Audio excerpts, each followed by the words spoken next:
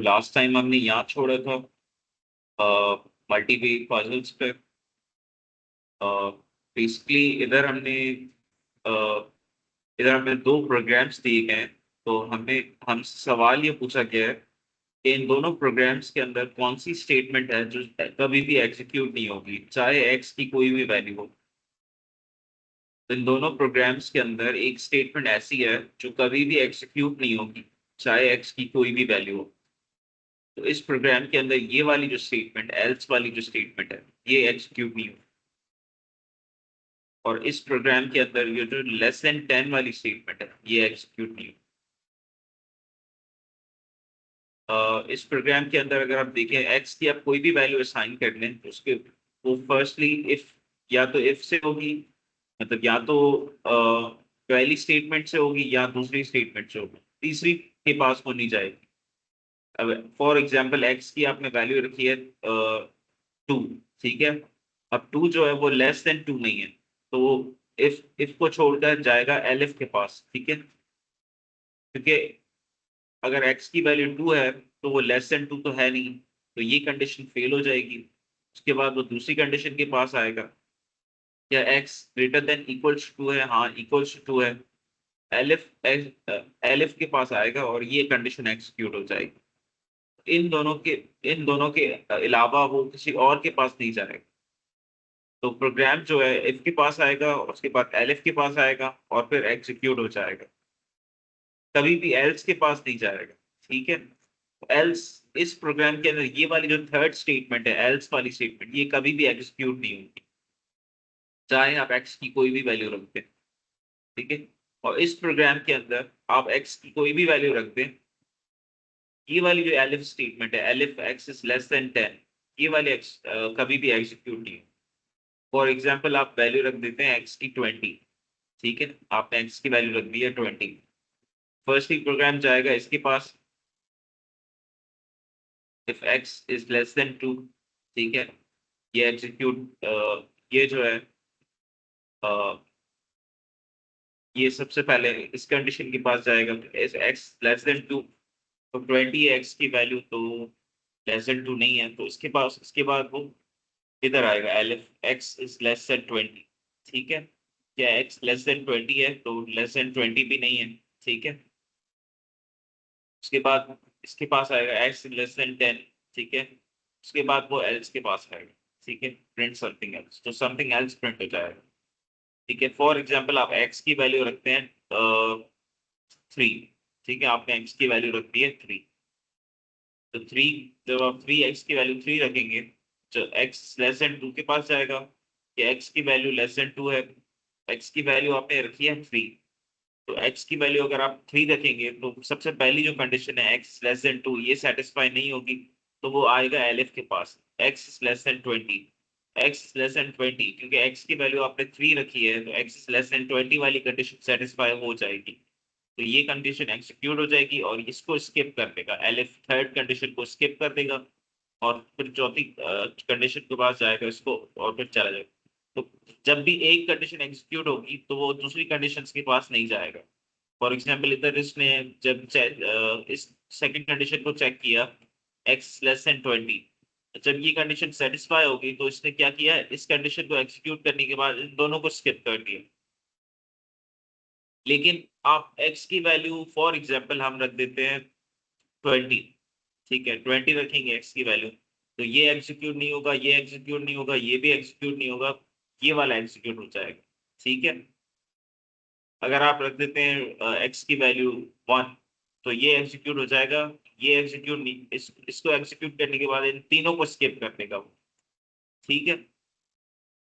लेकिन कोई इन तीनों में से, इन चारों में से एक ऐसा है जो कभी भी एग्जीक्यूट नहीं हो सकता, वो है एक्स लेस देन 10, क्योंकि x is less than 20 already मौजूद है, तो जो भी होगा यहाँ पे एग्जीक्यूट हो जाएगा, तो वो स्किप कर देगा इसको। तो ये एक ऐसी स्टेटमेंट है, elif x is less then 10, कि ये कभी भी एग्जीक्यूट नहीं होगी, चाहे आप x की कोई भी वैल्यू रखें, ठीक है।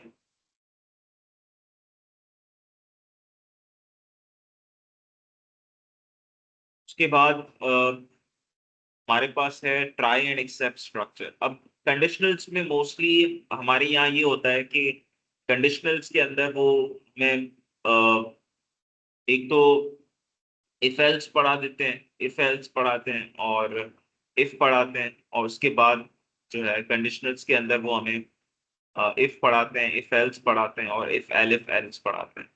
लेकिन उसके अलावा जो दूसरे कंडीशनल्स हैं वो नहीं पढ़ाए जाते। लेकिन अगर आप देखें तो हमारे पास इसके अंदर ट्राई एंड एक्सेप्ट भी आता है। कंडीशनल्स के अंदर हमारे पास ट्राई एंड एक्सेप्ट भी आता है, लेकिन ट्राई एंड एक्सेप्ट पढ़ाया नहीं जाता। ट्राई एंड एक्सेप्ट हमें पढ़ाया जाता है एरर और डीबगिंग के अंदर।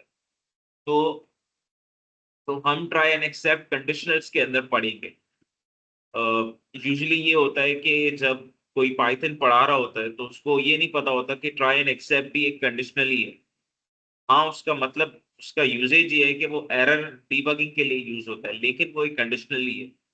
तो ट्राई एंड एक्सेप्ट एक कंडीशनल स्ट्रक्चर है, तो वो हम यूज करेंगे जब भी हमारे पास प्रोग्रामिंग के अंदर कोई ऐसा कोड हो जो रिस्की होता है, जिसका हमें पता होता है कि ये ब्लो कर जाएगा, या ये जो कोड है ये इसमें मिस्टेक्स हो सकती हैं, या ये जो कोड है इसमें एरर हो सकता है। ऐसे कोड को हम ट्राई एंड एक्सेप्ट के अंदर लिखते हैं। ठीक है। अगर फॉर एग्जांपल आपने एक कोड है, आपको पता है कि उसकी इस उसके कुछ उसके जो उसका जो कुछ हिस्सा है उसमें एरर है, तो आप वो हिस्सा लिखेंगे ट्राई के अंदर। ठीक है।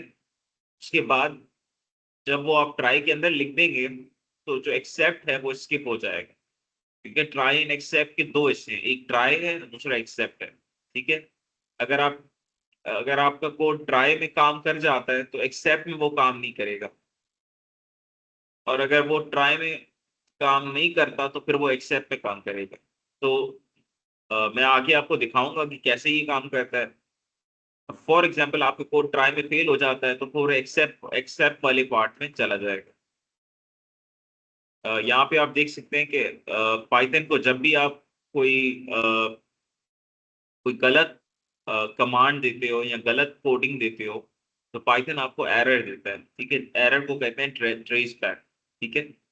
यहाँ पे फॉर एग्जांपल कोड लिखा हुआ है cat tree dot P Y file है। ठीक है। उसके बाद वेरिएबल है, वेरिएबल एक स्ट्रिंग वेरिएबल है, उसको हमने वैल्यू असाइन की है हेलो बॉब। उसके बाद हम क्या कर रहे हैं, एक नया वेरिएबल चूज कर रहे हैं, उस नए वेरिएबल को जो है वैल्यू असाइन कर रहे हैं। हम कह रहे हैं कि जो पिछला वेरिएबल था उसको आप इंटीजर में कन्वर्ट करके इस नए वेरिएबल को असाइन कर दो। उसके बाद हमने इसको प्रिंट करवाया है, प्रिंट करवाने के बाद हमने इसको हमने एक नया वेरिएबल स्टार्ट किया, उसकी नई वैल्यू पहले उसकी वैल्यू थी हेलो बॉब, अब उसकी वैल्यू हो गई 123। 123 के बाद हमने उसको वैल्यू असाइन किया 123। उसके बाद फिर से हमने उसकी वैल्यू को इंटीजर में कन्वर्ट करने के बाद एक नए वेरिएबल को असाइन किया, फिर प्रिंट करवाया उसको सेकंड और। ठीक है। अब देखिए कि इसमें इस प्रोग्राम के अंदर आपके पास अ, सबसे पहले स्ट्रिंग है, स्ट्रिंग को हमने इंटीजर में कन्वर्ट करने की कोशिश की है।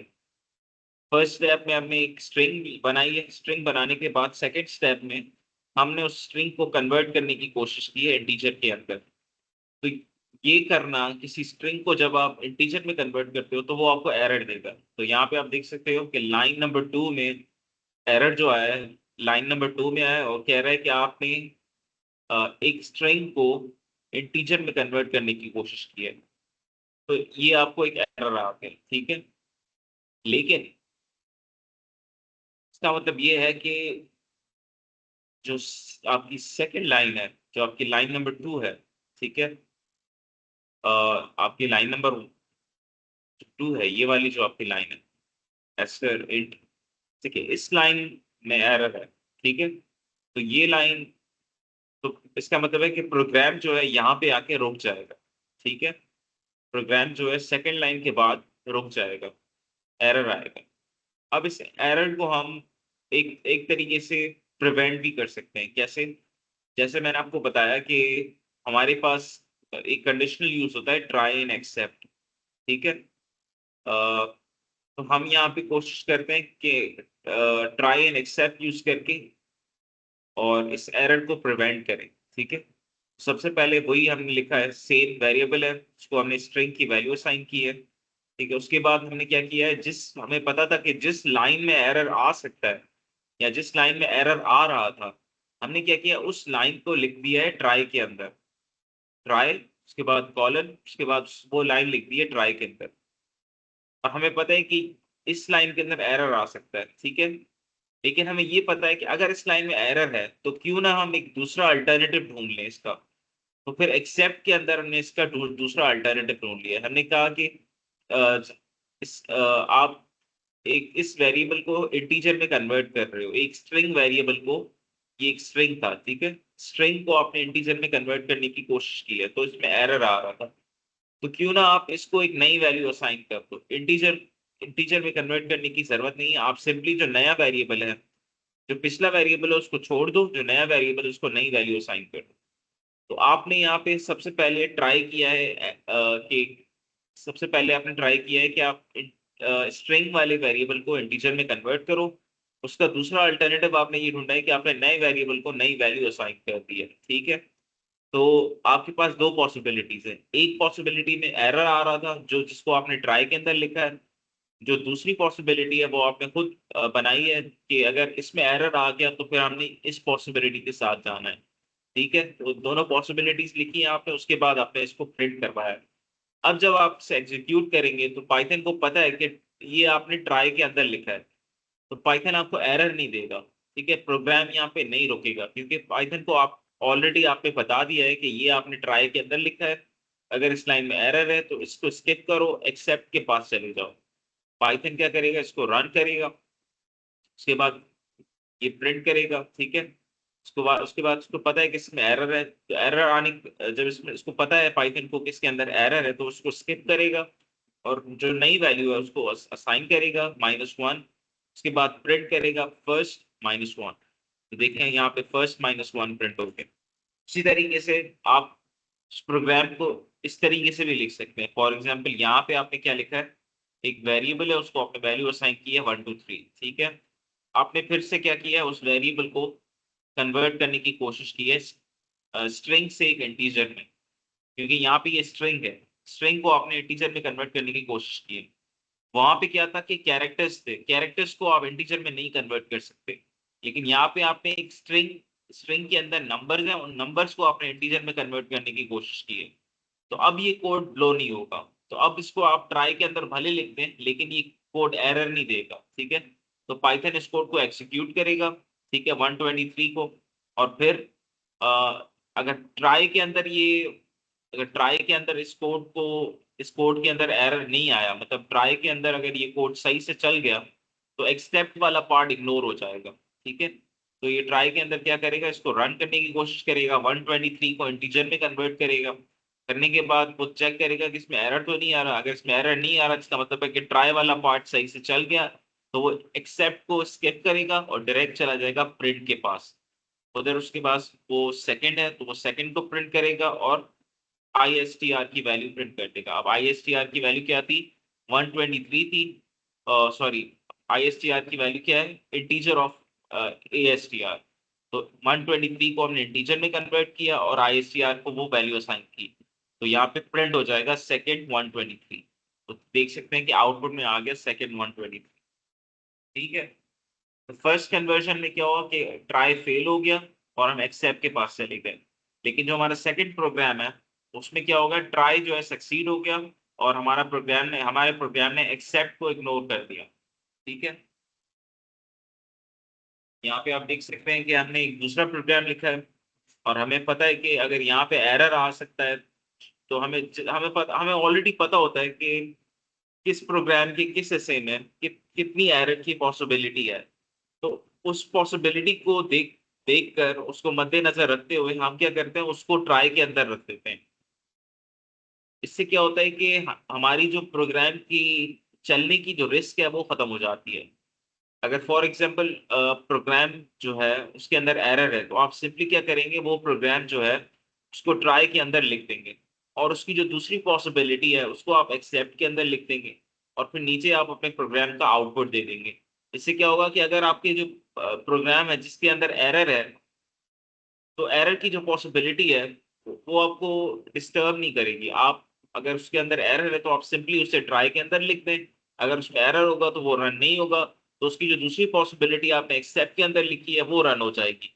इससे क्या होगा कि आपको प्रोग्राम पे ज्यादा काम करने की जरूरत नहीं है। फॉर एग्जाम्पल, कभी कभी ऐसा होता है कि हम जब प्रोग्रामिंग कर रहे होते हैं तो हमारे लिए हर चीज से एरर निकालना बड़ा मुश्किल हो जाता है। तो हम सिंपली क्या कर सकते हैं, हम हर चीज को ट्राई के अंदर लिख दें और उसकी जो दूसरी पॉसिबिलिटी है उसको एक्सेप्ट के अंदर लिख दें कि अगर इसमें एरर आ गया, अगर इसमें एरर आ गया तो आप दूसरी पॉसिबिलिटी के पास जाएं। ठीक है, इससे क्या होगा कि आपको हर चीज से एरर निकालने की जरूरत नहीं पड़ेगी और आपका प्रोग्राम भी काम करना शुरू हो जाएगा। तो ट्राई एंड एक्सेप्ट आप यूज कर सकते हैं। ठीक है, यहाँ पे आप देख सकते हैं कि उन्होंने क्या किया है, एक नया वेरिएबल लिया है बॉब। ठीक है, अब उन्होंने क्या किया है, सबसे पहले प्रिंट किया है हेलो, उसके बाद उसने उन्होंने जो पिछला वेरिएबल था बॉब एस्टर जो था उसको कन्वर्ट किया है इंटीजर के अंदर। अब आपको पता है कि यहाँ पे कैरेक्टर्स हैं तो ये इंटीजर के अंदर कन्वर्ट नहीं हो सकते, मतलब यहाँ पे एरर की पॉसिबिलिटी है। तो उन्होंने क्या किया है, जहाँ पे एरर की पॉसिबिलिटी है उसको लिख दिया है ट्राई के अंदर। तो ये ऊपर वाला जो हिस्सा है इसको इन्होंने ट्राई के अंदर लिख दिया है। ठीक है, उसके बाद प्रिंट देयर, उसके बाद क्या किया है इन्होंने, एक्सेप्ट जो है। अब उनको पता है कि इसमें एरर आ सकता है तो उन्होंने क्या किया है कि अगर इसमें एरर आ जाए तो जो दूसरी पॉसिबिलिटी है उन्होंने क्या किया कि अगर उनको पता था कि यार इस प्रोग्राम के इस हिस्से में एरर आ सकता है तो उनको ये ऑलरेडी पता था। ठीक है, कि इस प्रोग्राम के इस हिस्से में एरर आ सकता है, तो उन्होंने एरर निकालने के बजाय क्या किया, उसको ट्राई के अंदर रख दिया। ठीक है, और उसकी जो दूसरी पॉसिबिलिटी है उसको उन्होंने एक्सेप्ट के अंदर रख दिया कि अगर इसमें एरर आ गया तो हम दूसरी पॉसिबिलिटी के साथ प्रोग्राम को रन करेंगे। तो और आखिर में उन्होंने आउटपुट दे दिया। तो उसके बाद जब ये प्रोग्राम रन होता है तो सबसे पहले हेलो प्रिंट होता है, उसके बाद जहाँ पे एरर है उसके यहाँ पे आपको पता है कि यहाँ पे एरर आना है क्योंकि आप एक स्ट्रिंग को इंटीजर में कन्वर्ट करने की कोशिश कर रहे हो, स्पेशली वो स्ट्रिंग जो कैरेक्टर्स से बनी हुई है। तो बॉब कभी भी आप एक इंग्लिश अल्फाबेट्स को इंटीजर में कन्वर्ट नहीं कर सकते। तो यहाँ पे एरर आएगा तो ये स्टेटमेंट इग्नोर हो जाएगी और ये एक्सेप्ट के पास चला जाएगा। उसके बाद ये प्रिंट कर देगा डन और -1 ISTR की नई वैल्यू। तो इस तरीके से आप ट्राई एंड एक्सेप्ट यूज कर सकते हो। ठीक है, यहाँ पे एक दूसरा एग्जांपल है। हमने एक वेरिएबल लिया है रॉ एस्टर, रॉ स्ट्रिंग, उसको हमें इनपुट दिया है इंटर नंबर। ठीक है, अब हम यूजर से इनपुट लेना चाह रहे हैं। अब यूजर को डिस्प्ले होगा इंटर नंबर, यूजर एक नंबर एंटर करेगा, वो as an input raw string के पास स्टोर हो जाएगा। ठीक है, तो जैसे आप प्रोग्राम को रन करेंगे सबसे पहले आएगा इंटर नंबर, आप नंबर एंटर करेंगे, एंटर दबाएंगे तो प्रोग्राम चला जाएगा ट्राई के पास। ठीक है, वो देखेगा कि जो नंबर आपने एंटर किया है अगर वो नंबर है तो वो उसे कन्वर्ट करेगा इंटीजर में और उसको असाइन कर देगा नए वेरिएबल को, आई वैल को। ठीक है, आई वैल को असाइन कर देगा। अगर ये नंबर नहीं होता यहाँ पे तो ये है कि यहाँ पे ये एक नंबर है, अगर ये नंबर नहीं होता तो यहाँ पे एरर आ जाता। इसलिए इसको पता है कि एरर की पॉसिबिलिटी है तो उसने इसको ऑलरेडी ट्राई के अंदर लिख दिया है। ठीक है, और एक अल्टरनेटिव के तौर पे उसने एक नई वैल्यू भी असाइन कर दी है आई वैल को। ठीक है, उसके बाद अगर ये नंबर 0 से ज्यादा हो गया तो उसने उसने प्रिंट किया है नाइस वर्क। अगर ये नंबर जो है 0 से कम है तो ये पॉजिटिव नंबर नहीं है तो उन्होंने टाइप कर दिया है नॉट अ नंबर। ठीक है, तो सिंपली इस तरीके से हम ट्राई और एक्सेप्ट को यूज कर सकते हैं।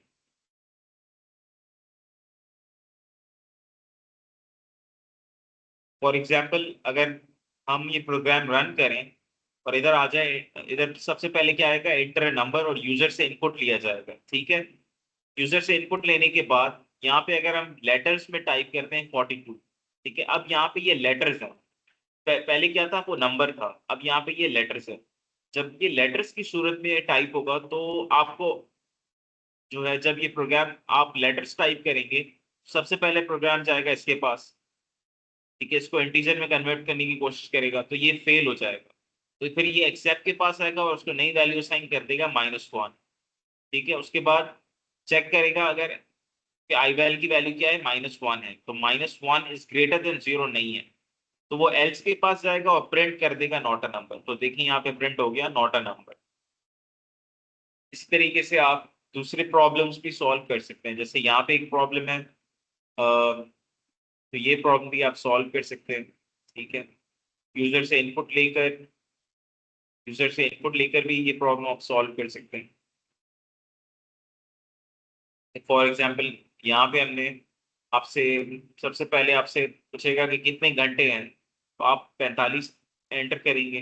उसके बाद आपसे रेट पूछेगा तो आप 10 एंटर करेंगे, तो वो इसको मल्टीप्लाई करके आपको पे कैलकुलेट करके बता देगा कि कितनी पे हो सकती है। ठीक है, इसी तरीके से अगर आप गलती से टाइप कर देते लेटर्स के अंदर, आपने 9 लिखना था नंबर्स की फॉर्म में, लेकिन आप लिख देते लेटर्स की फॉर्म में, तो एरर डिस्प्ले हो जाता। ठीक है, तो ये एरर डिस्प्ले करने के लिए आपको ट्राई एंड एक्सेप्ट भी यूज कर सकते हैं। ठीक है,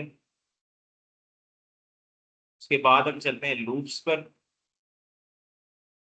अब लूप्स और आइटरेशन, आपको पता है कि लूप्स और इटरेशंस में बेसिकली हम प्रोग्रामिंग के अंदर जब भी हमें कोई चीज रिपीटेडली रन करवानी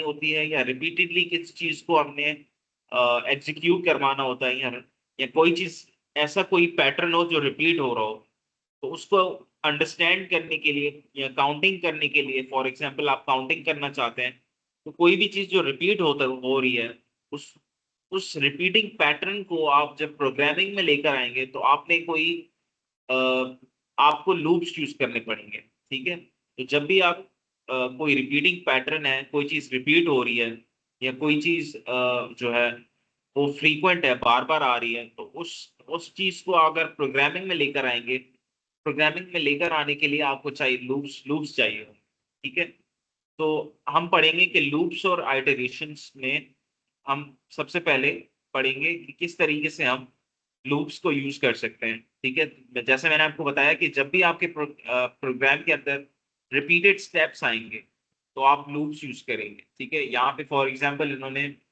अ, एक एक प्रोग्राम बनाया है कि सबसे पहले आप n की वैल्यू अज्यूम करेंगे 5। आपने एक नया वेरिएबल बनाया n, उसको आपने वैल्यू असाइन की 5। फिर आप सवाल पूछ रहे हैं कि क्या n ग्रेटर देन 0 है कि नहीं। अगर ग्रेटर देन 0 है, तो आप प्रिंट करेंगे n, और n की वैल्यू 1, n में से 1 माइनस कर देंगे। ठीक है, और फिर आप वापस सवाल पूछेंगे कि क्या n की वैल्यू ग्रेटर देन 0 है कि नहीं। अगर नहीं है, तो नो की तरफ चला जाएगा। तो ये आपने एक लूप क्रिएट कर दिया है। ठीक है, यस और नो की पॉसिबिलिटी है। ठीक है, अगर यस होगा तो फिर से ये लूप वापस आएगा सवाल की तरफ। अगर नो होगा तो ये क्या हो जाएगा, प्रोग्राम टर्मिनेट हो जाएगा। ठीक है, तो ये लूप क्रिएट करने के लिए सबसे पहले आपने क्या किया, एन को वैल्यू असाइन की 5। आपने एक नया वेरिएबल बनाया, उसको आपने वैल्यू असाइन की 5।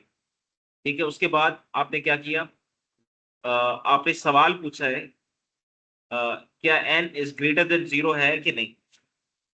इज एन ग्रेटर देन 0, ठीक है, ये आपने एक सवाल पूछा है। ठीक है, तो जब भी आप अ, कोई चीज रिपीट करना चाहते हैं, किसी चीज को आप लूप करना चाहते हैं, रिपीट करना चाहते हैं अंडर अ कंडीशन, किसी कंडीशन के तहत, तो आप यूज करेंगे वाइल। वाइल एक लूप है। ठीक है, फॉर एग्जाम्पल आप किसी कंडीशन के तहत इस सवाल को रिपीट करना चाहते हैं, इज एन ग्रेटर देन 0। ठीक है, तो इस सवाल को रिपीट करने के लिए आप यूज करेंगे वाइल। ठीक है, अगर कोई कंडीशन है, तो यहाँ पे कंडीशन क्या है, एन इज ग्रेटर देन 0। इस कंडीशन के तहत जो भी इस कंडीशन को सेटिस्फाई करेगा वो रन होता जाएगा। ठीक है, चाहे तब तक रन होता जाएगा जब तक ये कंडीशन सेटिस्फाई होती रहेगी। तो जब तक ये कंडीशन सेटिस्फाई होती रहेगी, तब तक प्रोग्राम रन होता होता रहेगा, रिपीट होता रहेगा, पैटर्न जो है आपका रिपीट होता रहेगा। तो इधर हमने कंडीशन डाली है, इस n इज ग्रेटर देन 0, तो 5 हमारी n की वैल्यू है। इस 5 ग्रेटर देन 0, हाँ 5 0 से बड़ा है, तो हम प्रिंट करेंगे n, और एक वैल्यू n से कम कर देंगे। अगर 5 है तो 5 माइनस 1, तो n की नई वैल्यू हो जाएगी 4। उसके बाद ये फिर से इधर आएगा, ये देखें फिर से इधर क्वेश्चन के पास आएगा, तो अब 5 की नई वैल्यू है 4, 4 ग्रेटर देन 0, यस। तो हम फिर से 4 प्रिंट करेंगे और एक वैल्यू फिर से कम कर देंगे, अब हो जाएगा 3। फिर 3 जाएगा इस सवाल के पास, 3 ग्रेटर देन 0, यस। तो फिर हम 3 प्रिंट कर देंगे और 3 से एक कम, एक माइनस कर देंगे, तो हो जाएगा 2। तो अब n की नई वैल्यू है 2। अब फिर से हम जाएंगे सवाल के पास, क्या 2 ग्रेटर देन 0 है, यस। तो फिर से हम 2 को प्रिंट करेंगे और 2 से 1 माइनस कर देंगे, तो ये यहाँ पे आ जाएगा, फिर से n की नई वैल्यू हो जाएगी 1। अब 1 ग्रेटर देन 0, तो यस। इसी तरीके से हम फिर से इस सवाल के पास आएंगे, अब जब 1 से 1 माइनस होगा तो हो जाएगा 0। अब जब सवाल के पास जाएंगे, क्या 0 ग्रेटर देन 0, तो अब आएगा नो। तो यहाँ पे ये प्रोग्राम इसको प्रिंट करके टर्मिनेट हो जाएगा। ठीक है, इस तरीके से आप, अब देखें यहाँ पे हमने इसी तरीके से प्रोग्राम लिखा है। हमने सबसे पहले n को एक वैल्यू असाइन की है, उसके बाद व्हाइल लिखकर हमने एक कंडीशन लिखी है। कंडीशन के बाद जब तक ये कंडीशन ट्रू होगी, ये वाली दो चीजें रन होती जाएंगी।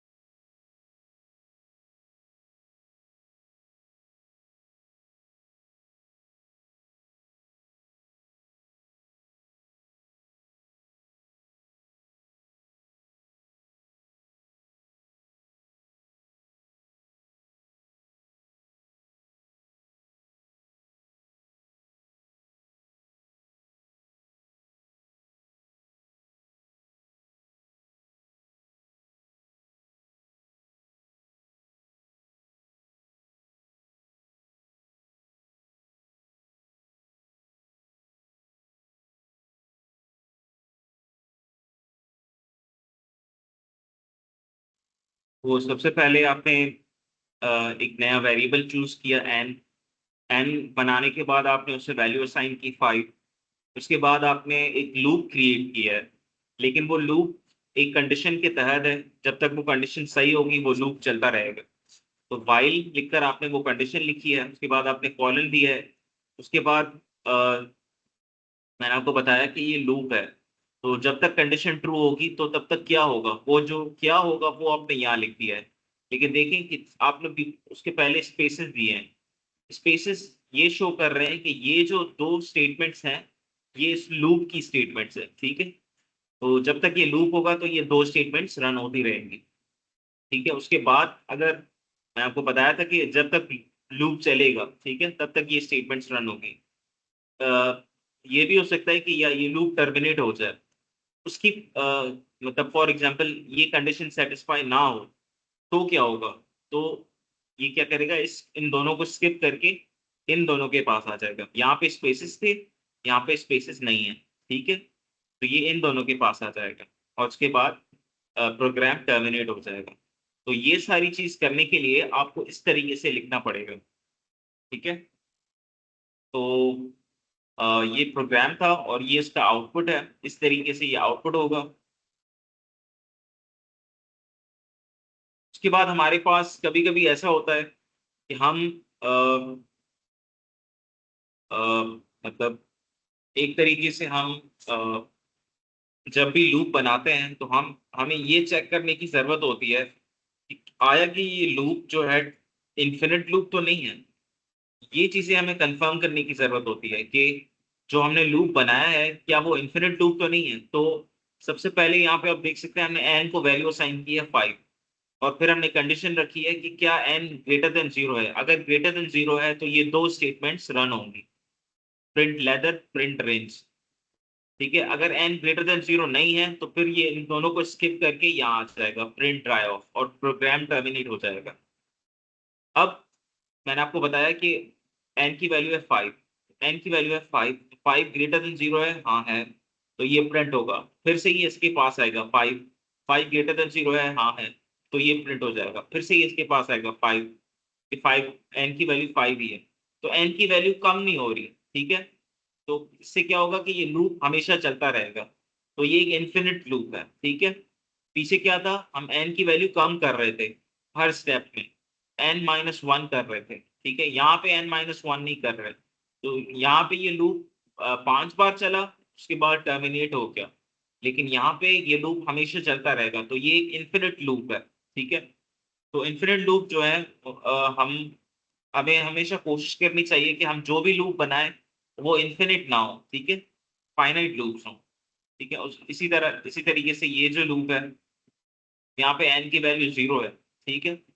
तो सबसे पहले चेक होगा कि क्या 0 ग्रेटर देन 0 है, तो नहीं, ग्रेटर देन 0 नहीं है, तो ये लूप टर्मिनेट हो जाएगा, ठीक है। के बाद हमारे पास कुछ ऐसे तरीके हैं जिनको यूज करके लूप्स, कि मैंने आपको बताया था कि लूप्स में क्या होता है, एक प्रोसेस बार बार रिपीट हो रहा होता है, ठीक है। लेकिन कभी कभी ऐसे भी होता है कि आपने एक हद तक जाके वो प्रोसेस रिपीट नहीं करना होता, उसको वहां पे खत्म करना होता है। तो खत्म करने के लिए हम आज यूज करेंगे ब्रेक स्टेटमेंट, ठीक है।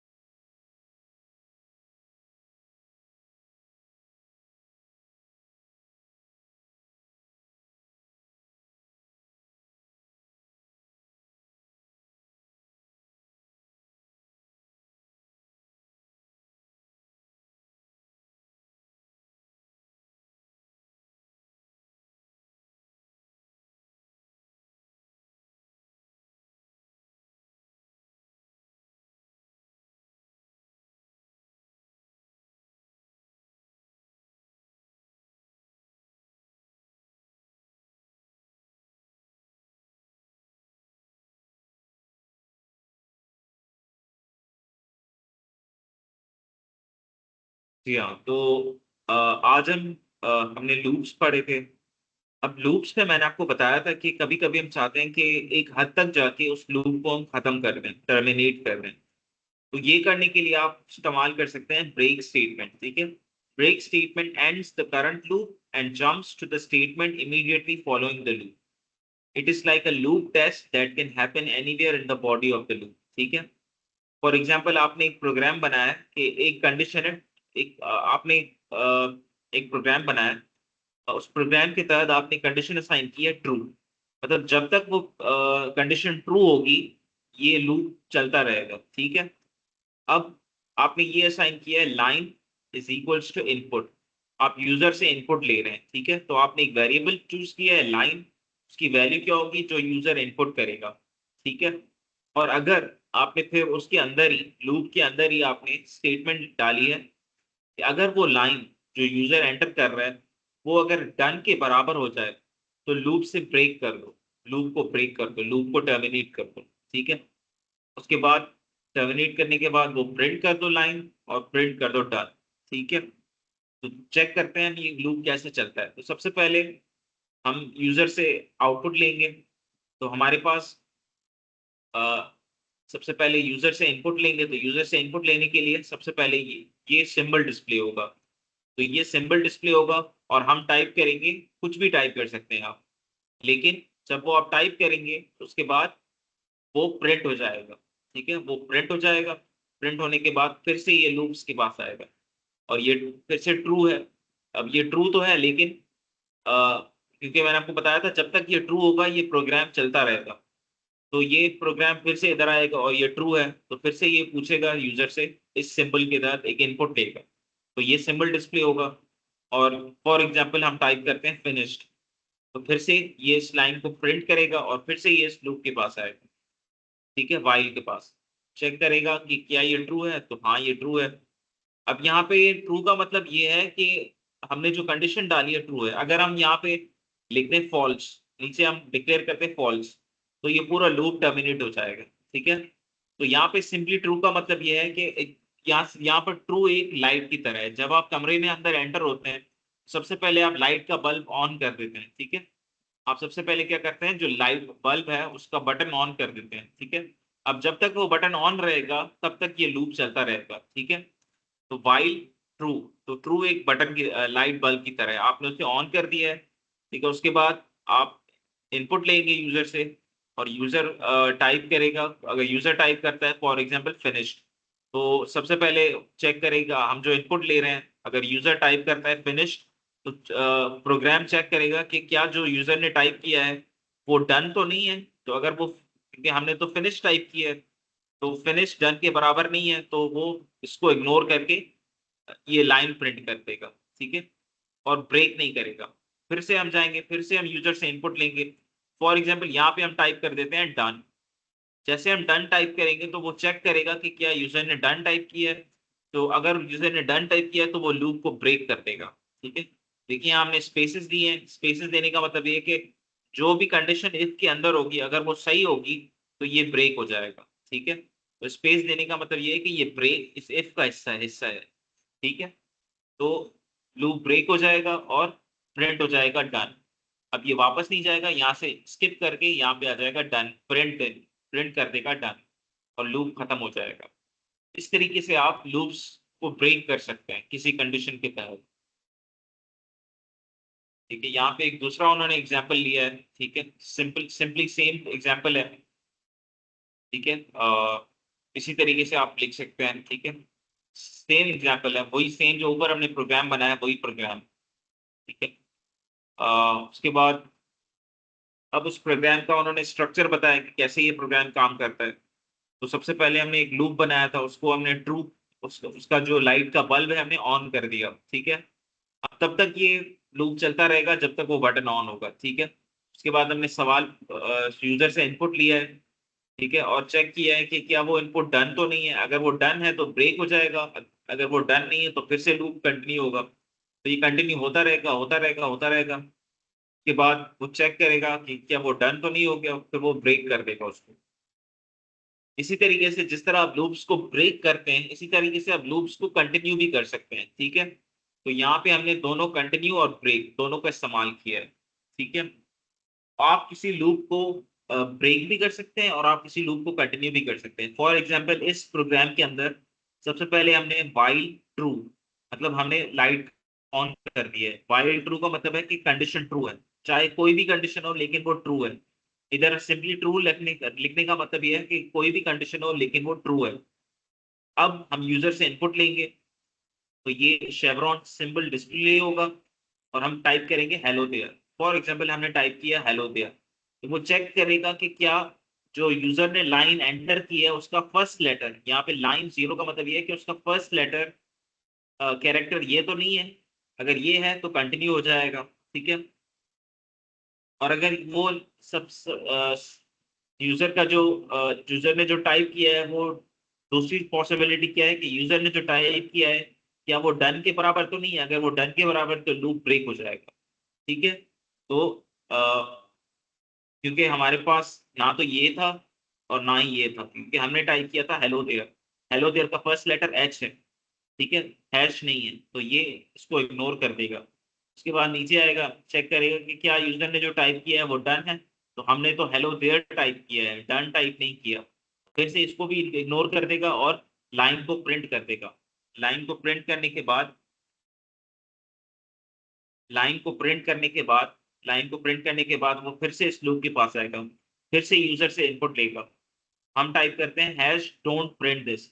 अब हमने फर्स्ट लाइन पे क्या टाइप किया है, हैश, ठीक है। तो जैसे हम यूजर से इनपुट लेगा, यूजर ने लिखा hash don't print this, enter दबाया, तो वो सबसे पहले इसके पास आएगा line 0 is equals to hash, check करेगा कि जो लाइन यूजर ने टाइप की है उसका जो फर्स्ट एलिमेंट है, फर्स्ट एलिमेंट को हम लिखते हैं लाइन 0। ठीक है, इसका मतलब है कि जो भी जीरो जीरो जो है पोजीशन है फर्स्ट एलिमेंट की, ठीक है, सेकंड एलिमेंट की होगी 1, थर्ड एलिमेंट की होगी 2। तो जो लाइन लाइन जो यूजर ने टाइप की है क्या उसका जीरो एलिमेंट हैश है, चेक होगा क्योंकि हाँ हैश है। अगर हैश है तो वो कंटिन्यू कर देगा, मतलब इसके पास नहीं जाएगा, यहाँ से ही लूप वापस चला जाएगा ट्रू के पास, फिर से ये लूप कंटिन्यू होगा। फिर हम टाइप करते हैं प्रिंट दिस, हमने टाइप किया प्रिंट दिस। अब वो फिर से चेक करेगा कि क्या इसका फर्स्ट लेटर हैश है, तो नहीं है क्योंकि हमने तो प्रिंट टाइप किया है, प्रिंट का फर्स्ट लेटर पी है, तो वो इसको स्किप कर देगा, फिर नीचे आ जाएगा। फिर इस ये चेक करेगा क्या लाइन जो यूजर ने टाइप किया वो डन के बराबर है, तो हमने तो प्रिंट दिस टाइप किया है, तो वो सिंपली क्या करेगा जो हमने लिखा है उसको प्रिंट कर देगा, तो उसने क्या किया यहाँ पे प्रिंट कर दिया, और फिर से वो ऊपर चला गया लूप के पास, फिर वो यूजर से इनपुट लेगा। अब हमने टाइप किया है डन, ठीक है, तो वो सबसे पहले चेक करेगा कि इसका लेटर पहला लेटर हैश है, तो हमने पहला लेटर जो है डी टाइप किया है, तो इसको छोड़ देगा, फिर से नीचे आ जाएगा, फिर वो चेक करेगा यूजर ने जो लाइन लगाई है, जो लाइन इनपुट की है क्या वो डन के बराबर है, हाँ तो यूजर ने जो लाइन इनपुट की है वो डन के बराबर है, तो इधर वो लूप को ब्रेक कर देगा और टाइप कर देगा प्रिंट डन, और प्रिंट कर देगा डन।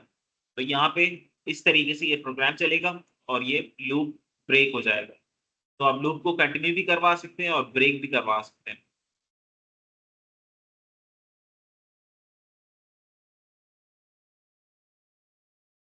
तो मैंने आपको बताया कि हमारे पास जो वाइल लूप्स होते हैं वो होते हैं इनडेफिनिट लूप्स, ठीक है, क्योंकि वो तब तक चलते रहते हैं जब तक कोई लॉजिकल कंडीशन फॉल्स नहीं होती।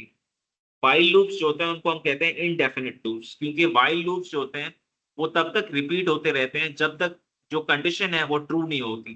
इसका मतलब ये है कि जब तक वो कंडीशन ट्रू रहेगी, जब तक जो कंडीशन आपने लिखी है वाइल के आगे वो ट्रू होगी, तब तक वो लूप चलता रहेगा। जिस वक्त वो फॉल्स हो जाएगी लूप टर्मिनेट हो जाएगा, खत्म हो जाएगा। ठीक है, तो वाइल लूप्स को हम इनडेफिनिट लूप्स भी कहते हैं, क्योंकि जब तक कंडीशन ट्रू होती है वाइल लूप्स रिपीट होते रहते हैं। दूसरे हमारे पास होते हैं डेफिनेट लूप्स, ठीक है। डेफिनेट लूप्स में हमारे पास सिंपली आ जाता है फॉर सर लूप। अभी सर हमारा क्लास है अभी सर। अच्छा आपका क्लास है तो आप चैट में अपना रोल नंबर लिख के और मीटिंग को लीव कर दें। Okay sir.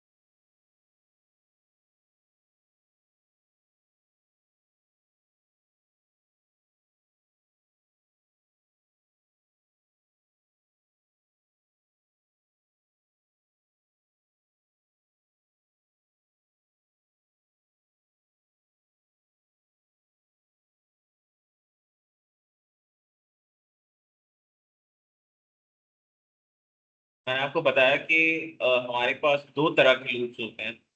जो हमारे पास इनडेफिनिट लूप्स होते हैं जिसमें हमारे पास वाइल आ जाता है। तो इनडेफिनिट लूप्स होते हैं वो किसी ना किसी कंडीशन के तहत चलते हैं, जब तक वो कंडीशन ट्रू होगी लूप चलता रहेगा। जिस वक्त वो कंडीशन फॉल्स हो जाएगी लूप टर्मिनेट हो जाएगा। दूसरे हमारे पास लूप्स होते हैं डेफिनेट लूप्स। ठीक है, डेफिनेट लूप्स वो होते हैं जिसमें कोई कंडीशन नहीं होती।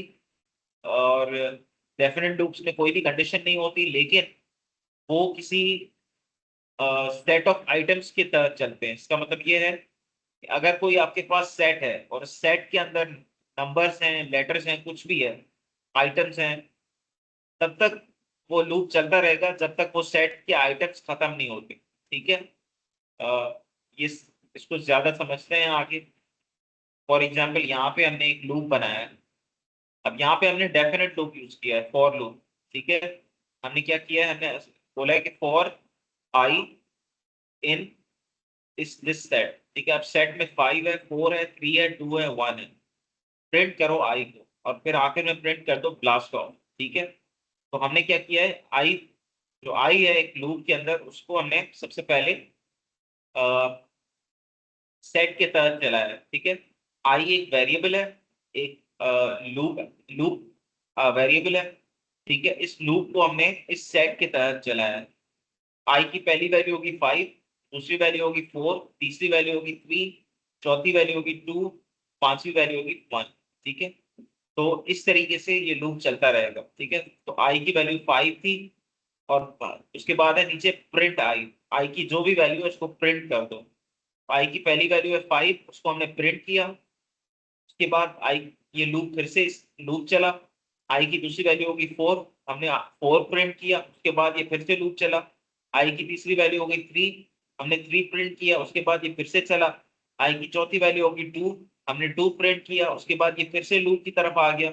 आई की पांचवी वैल्यू है 1, हमने 1 प्रिंट किया। उसके बाद फिर से ये लूप, अब आई की कोई दूसरी वैल्यू नहीं है, तो ये लूप टर्मिनेट हो जाएगा और प्रिंट कर देगा ब्लास्ट ऑफ। ठीक है, इसी तरीके से ये लूप तब तक चलेगा जब तक सेट के अंदर एलिमेंट्स होंगे। ठीक है। फॉर एग्जाम्पल हम एक नया लूप बनाते हैं।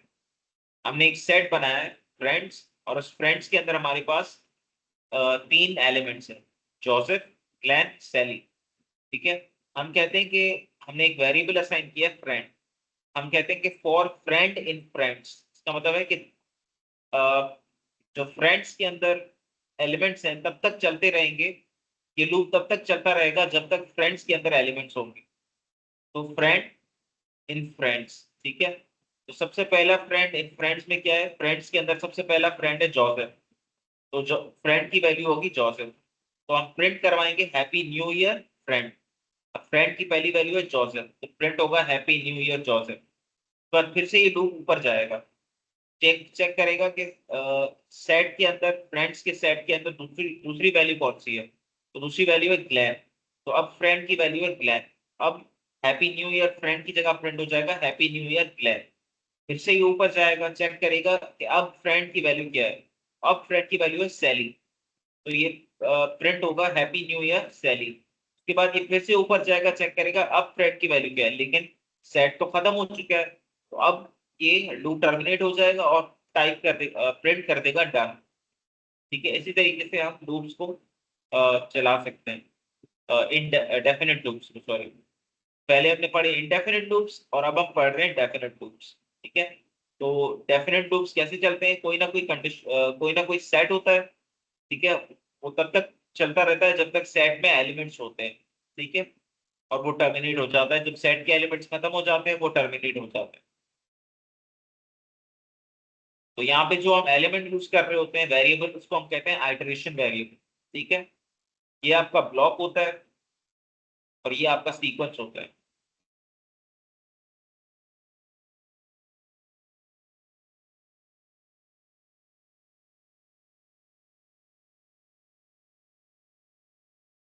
तो इंशाल्लाह अगली क्लास में हम लूप इडियम्स पढ़ेंगे। तो इधर हम इसको छोड़ देते हैं आज, और अगली क्लास से हम अ, पढ़ेंगे कि कैसे हम लूप्स को यूज करके डिफरेंट प्रोग्राम्स बना सकते हैं। तो आप अपने रोल नंबर्स चैट में लिख के और मीटिंग लीव करते हैं।